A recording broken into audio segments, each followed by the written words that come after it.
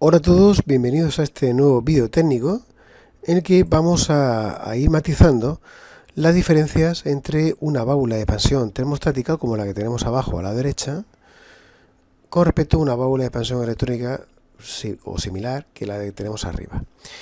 Lo primero de todo es decir que esta animación está creada por el doctor Fernández de la Universidad de Brasil y nosotros les vamos a dar un sonido castellano para explicar un poco las diferencias entre el funcionamiento de ambas válvulas. Empezamos por la parte clásica, que es una válvula de expansión termostática.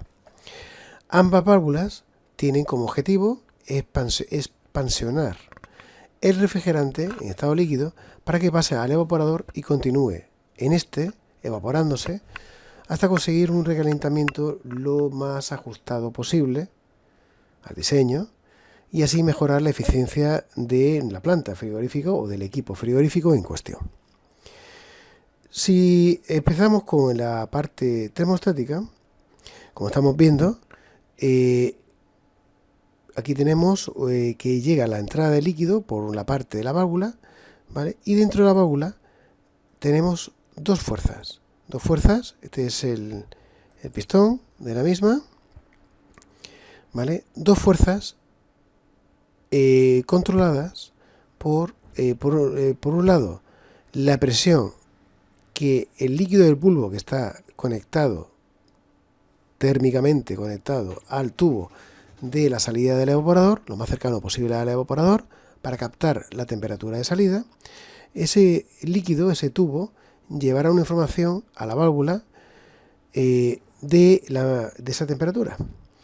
Y a la vez hay otro elemento, otro conector, en este caso, que está conectado a la salida también del tubo de aspiración, al tubo del evaporador, salida del evaporador, inmediatamente después de la lectura del bulbo, del sensor, que nos determinará la presión reinante en la salida del evaporador, la presión de evaporación. Si la analizamos, si estudiamos esto, lo que se pretende con estas dos fuentes de información es determinar qué grado de recalentamiento tiene el refrigerante a la salida del evaporador, para así poder presionar más la membrana o presionar menos la membrana y evaporar más, dejar pasar más líquido al evaporador o menos líquido refrigerante. ¿Cómo o en qué consiste eso? ¿Cuál es la idea?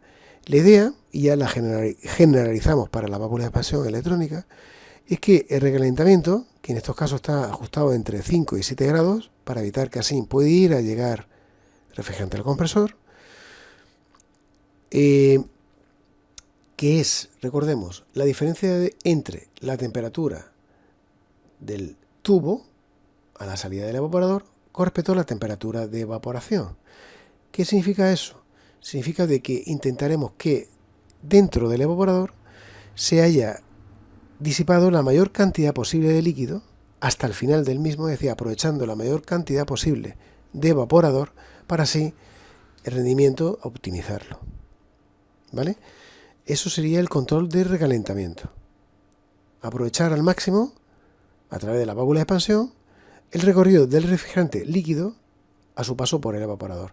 En el momento que se haya ya evaporado todo el refrigerante en estado vapor va pasando a un estado de recalentamiento del vapor. Y este recalentamiento del vapor, si es excesivo, si es mayor, está entre 5 y 7 mayor, ejercerá una presión sobre el diafragma abriendo la válvula y dejando pasar refrigerante a la misma.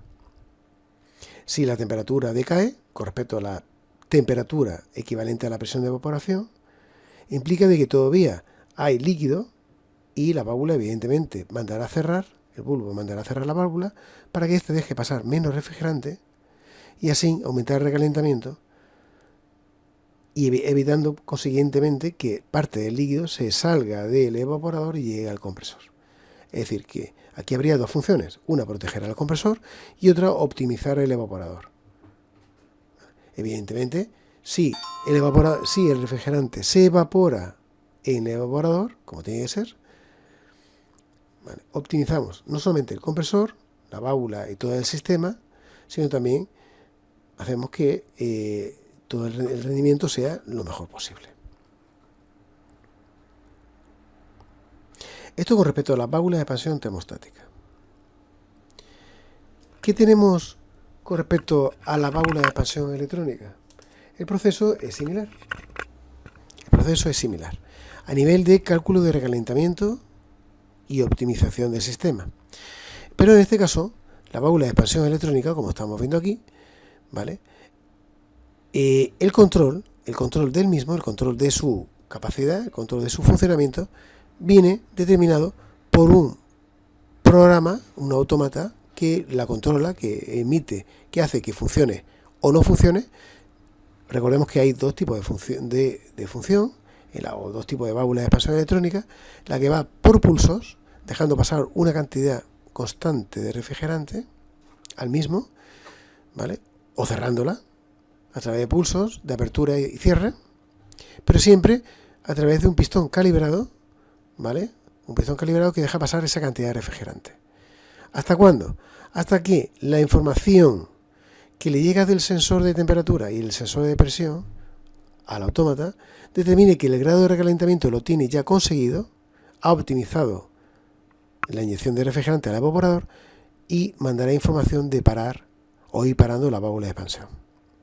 Ese es el objetivo principal de la válvula. En este caso está un poquito ampliado, puesto que hay dos ondas más, una de temperatura y otra final de ese escarche, que aparte este programador será o conseguirá que sea un control de temperatura ambiental y un control de temperatura de fin de ese escarche para que la ejecución de este proceso sea lo más óptimo posible. Así pues, resumimos, ambas válvulas, tanto termostática como electrónica, está pensada para hacer que todo el líquido que entre al mismo se evapore en el evaporador, funcione correctamente, no llegue el líquido al compresor y optimizar así el funcionamiento. Lo único que pasa es que, claro, la termostática es más lenta y menos precisa que una electrónica, que podemos conseguir grados de recalentamiento mucho más precisos y así mejorar toda la eficiencia del mismo. Y con esto queda debidamente explicado esta animación, y la diferencia entre ambas es simplemente el control más exhaustivo que lleva la parte electrónica. Bien, eso es todo para este vídeo. Muchas gracias por vuestra atención. Recordad que si tenéis alguna cuestión sobre algún tema, pues no dudéis en consultarla, que la intentaremos resolver lo antes posible. Así pues, también os agradecería mucho que compartierais este vídeo y por supuesto nos vemos en el siguiente. Hasta pronto.